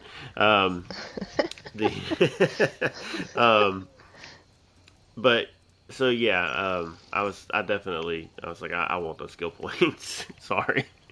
I normally am always the good guy, and if it were a different type of game, I probably would have done something different. But I was like, that was when I was still early on, I think, and it was like, skill points are hard to come by because I didn't really know what I was doing. Probably wasn't playing as efficiently as I could have, and so yeah, I was like, I'm sorry, you get to hang out with Uncle Shio for a while. So, what's weird about that quest though is even if you choose the skill points, you still get Shalador's like library. That's right. Yeah, because doesn't it make it out like that's the option? You either get the power. Yeah, or yeah, you get. Yeah. You get knowledge or skill points. You actually get both if you choose the skill points. Yep. What about you two? You have anything? I'm trying to think because it's been so long since I have done like the Mages Guild or the Fighters Guild or like any of that stuff. I can tell you the one that I wish I knew how it adjusted the quest line, and it's the Hrothgar choice that you have to make. Is that the one where you can be in charge of an orc clan if you're an orc? You can? Yeah, I don't know. Interesting. If you play as an orc, you can just become the head of the one clan. This one specifically has to do with, I think, like one of the matrons in the Hrothgar quest line. Again, it's been so long I haven't done it, but there is some sort of a quest. There's some sort of a quest dialogue where it's like, depending on who you kill, it changes the outcome later of who shows up at some point, I think. Now I feel like I have to go on UESP and look this up. Yeah. It's the main quest line in Hrothgar. Yeah, there's an arena. Like, it's the involved. the Kingmaker quest line. And it has something to do with the mother or the grandmother or something. Like, you have the choice of killing one person or the other person because you don't know who's responsible for something, for some action. And then once you do that, it changes a lot of the quest dialogue, and it's like a permanent decision. Like, that person does not come back, right? And I kind of wish that I played through that quest line again on a different character, just so I can kind of see how that changes. Because I don't remember. That's the quest. That's the one where you can become in charge yourself if you're an orc. Okay. See, I didn't know that because I'm a lowly wood elf, so I had no idea. I didn't know either. My first character Just was me an and orc, Evely. so I just played through it as an orc, and I'm like, oh, I can be okay, cool. Why not me? I don't like either of these guys. And this is definitely a question for us that like to like go slow and go through and make changes, make choices. Because I know several other people that will just blast through quests. Oh man, just to get to the gameplay, and I'm like, oh my god, I would be so nervous because like, oh god, what horrible thing have I what did I just do? What did I just click on? Yeah, What's exactly. Happening? What do I do with my hands? That, and then the decision that I don't regret at all, which is who I put in the Amulet of Kings. Oh, yeah. Which everybody has their own opinions on that one, Yeah. of course, but, I do not regret that at all either. No? Okay, might so I regret that a mildly little regretted bit. it, because I played through it twice. And the first time, I absolutely hated this one character, so I was like, this is a no-brainer, it's you. The other it's a one, no from me. I mean, And 90% then- of them come back anyway, so. And then it's right, and then it's like the second time I go through it, I'm just like, all right, now that I've played through this and I understand everything, Yeah. it's all your fault. Yeah. It has kind of eliminated a little bit of that consequence now that some characters have made their way back from That. the void, you know. Yeah, it's also weird that like if you choose that character, they don't hold it against you. Yeah. Well, in Well- hindsight, it removes some guilt if you chose various things, and it's like, oh, okay, you're back, so it all worked out. Grab a pint? Yeah, exactly. Welcome back. So, dinner? So how about you don't smash me with your axe? So about that We whole good? eternal damnation thing, Yeah. you forget that, About right? how I left you in the other realm. I'm so sorry, but like, no hard feelings, right? But they all do try to Can we help each encourage other you, now? Yeah. you know. Everyone's ready to make that sacrifice. Yeah. Yeah, of course. Yeah, no, for me, I mean, I'm having a hard time pinning down exactly one, just because it's been so long since I did like the Cadwell's Gold stuff and whatnot. But I'm sure I will think of one, and if I do, I will try and remember to bring it up. But the one that just sticks out to me the most is that Hrothgar one, and it's not even a decision that I necessarily regret. It's just I want to know how it would have gone had I done the other way. But I do know the quest that Moki is referencing, the Unquiet Dead quest. Yeah, wow. That one'll get ya. I think I've done it differently on 2 different characters, but yeah, that one can rip your heart out a little bit, It's been too long since I've been through Grahtwood. I don't know for sure if I've done that or which one that was. Yeah.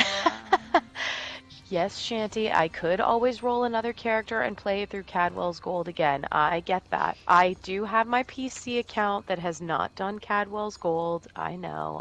Listen, we're all crazy, and I'm not doing that a third time.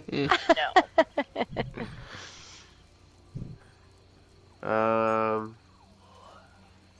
Well, That's a good one. yeah. Yeah. I think, I guess that's kind of it for show notes. Anyone have anything else? No, I think it's just on to the quick guild announcements. All right. Well, before we do that, Dragon, I was going to ask. I know the last time I looked, it looked like PTK's was full. But are you guys recruiting or? I don't really actively recruit simply because we do tend to run pretty full. Right. But I also try to keep on top of removing inactives. Doing some purges occasionally when I can, and or if someone's in the guild and they want to get a family member or a friend invited, of course I try everything possible to make some space to accommodate that.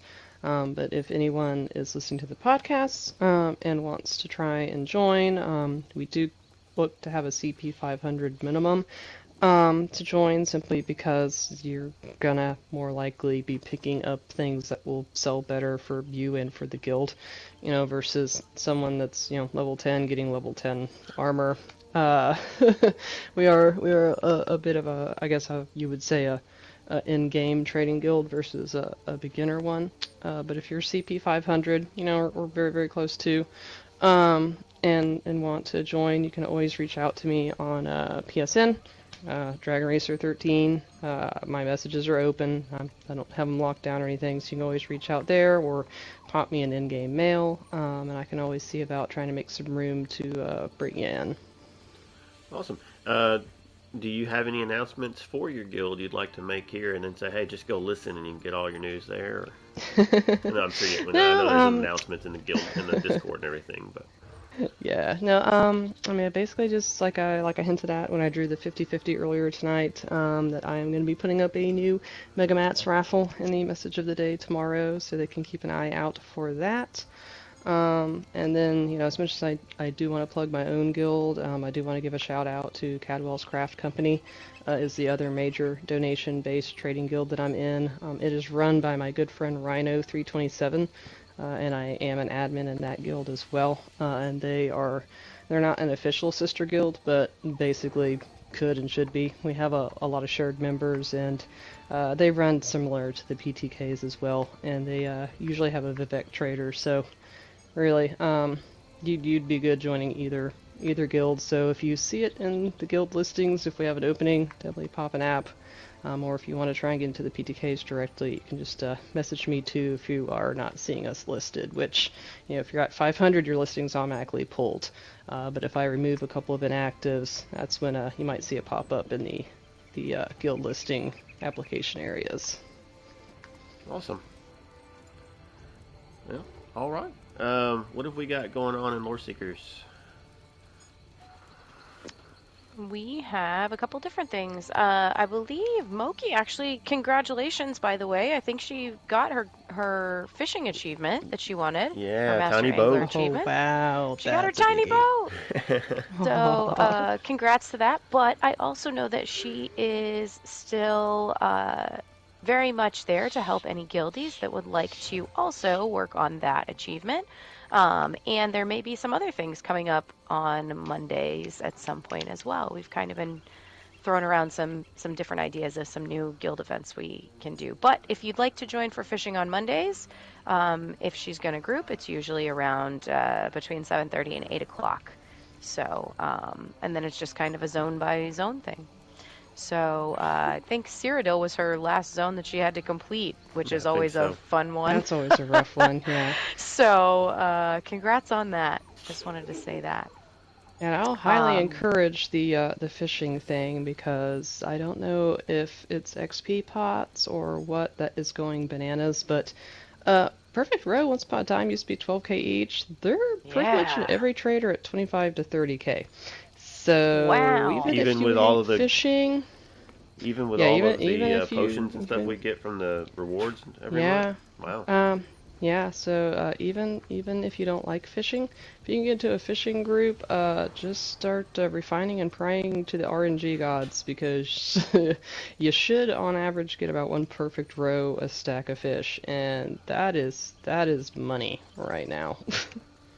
Wow, I would have thought it would have had the opposite effect, since they started giving us all of the XP scrolls and stuff through the monthly logins.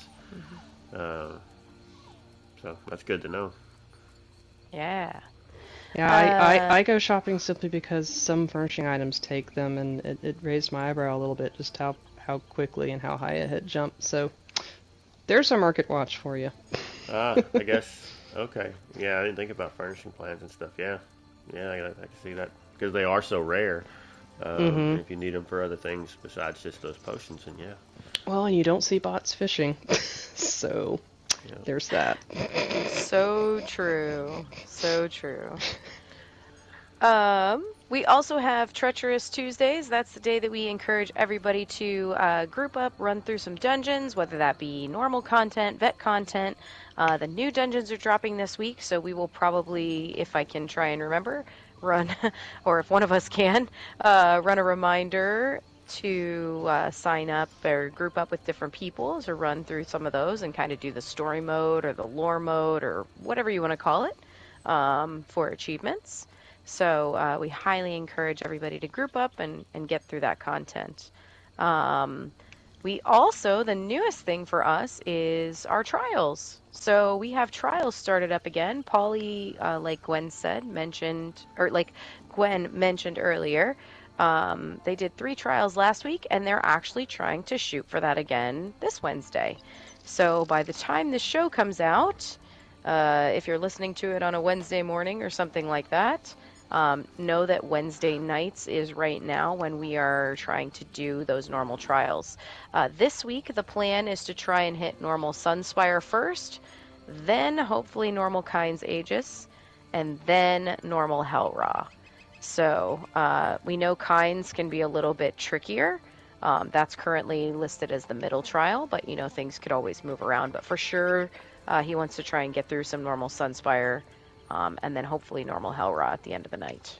So I think right now we're full on heals, full on tanks. I think it's just DPS that are left, but that doesn't also mean that people can't shift around roles. So if you're interested in getting in the trials, still go to that trial scheduling page and post in there, and we can always put you as an alternate or like on a bench position, or perhaps swap you out with somebody else if you only have one of those other roles. So definitely take a peek at that in the Discord. Yeah, absolutely. And of course, last thing, we kind of promote it every week, but we are always looking for, more people to be in our guild. We're a fun, kind of more casual, laid back guild that enjoys grouping and helping people learn the lore of the game and run through and get content complete. So if that's something that you're interested in and you're not in Lore Seekers, please feel free to join us. I'll kind of plug it now because it ties into it. You can go to loreseekerseso.org. From there, it's very, very easy to apply. You simply download Discord, go through the Discord application through the link, and then from there it usually takes one of us around 24 to 48 hours typically to review those particular applications. And then as long as you pass the whole you're not a big old meanie test, then you'll be added to the guild, and then we'll get you a guild invite in game whenever we can. So we have guilds across all the platforms, including NA and EU. Some of them are obviously more active than others. Our biggest ones are probably our PCNA and PCEU, as well as our PSNA and our Xbox NA. There are EUs for the other console pieces as well, but I'm actually not sure at the moment kind of what their schedules are like. So if that's something you might be interested in, come and join us. Yep. And if you want to reach out to us through social media, we are on Twitter at Snugpod Cast. And if you insist on using email, if you're 42 and up, then you can email us. Or if you're younger and you just like to pretend that you're older than you are, I don't know. You can email us at snugpodcast@gmail.com. If you are watching and or if you're listening and want to check us out live, we usually do this on Sunday nights around 11-ish Eastern. I say ish because it's always life. But you can check us out on twitch.tv/snugpodcast, or you can check us out on YouTube. We do not have a URL yet because you guys aren't following us in large enough numbers. So click the follow button, and that way we get a URL. Once we get to 100, we won't ask you we won't ask anybody else to do it. It'll be on your own terms. But until we get to 100, we don't have a URL, so help us out. I think it's 100 anyway. But it's 100. Yeah, there we go. And YouTube, Twitch, got those. If you're watching live or watching it back later and you'd think, I'd rather just listen to this, we also will have the show available through all the big podcast apps and probably a bunch of the smaller ones too. Spotify is our biggest listener base currently. Apple. I think I can't name all the other ones, but there's several. Some I haven't heard of, but yeah, we have it in audio format too, so you can check us out that way as well. And that should be about it. Does anybody have anything else? Welcome back, Gwen. You stepped away for a moment. I do have one more quick thing really fast because he is currently lurking in our chat. Shantyman of the 10th Divine podcast is going to be doing a stream coming up for Extra Life on September 10th. It is, as of right now, as far as I know, and he can correct me if I'm wrong, going to be a dungeon marathon. I believe it's going to be on PCNA for right now, and the plan looks like it's going to be, I think, from 6 p.m. I want to say Central until like midnight or 1 Central. I think that's the plan. And I know he has a goal of $250, and if he hits that, he's going to do a dungeon blindfolded. So Nice. we should Hopefully definitely... that dungeon doesn't have too many corners. Or hopefully he has somebody that's really good with direction. Like that game. Or he has a high SPS skill, so he's used to doing things with his eyes closed. Just responded. Yep, PCNA, 6 p.m. Central to midnight Central, unless my stretch goals are hit. So there you go. Awesome. Very cool. Yeah, definitely check that out. Extra Life's a great thing. We've talked about it several times here. It's definitely a great cause to try to support, and so go check He's that out. He's an elder hero with us. So. Yep. Did you give his Twitch? I didn't, but it is Shantyman Gaming. That's SHANTYMANGAMING. There you go. So that will be where he will be live. Awesome. All right. Gwen, anything else? No, thanks for joining us, everyone. Thanks for listening. All right. Dragon, follow the YouTube so we're easier to find. There we go. Thanks for having me on. This was a pleasure. Awesome. Thanks for being with us. Thanks for joining. Yeah, thank you. Well, all right, everyone. We hope that you have a good week, a good rest of your night, and we will catch you hopefully next week. See ya. Until then, bye.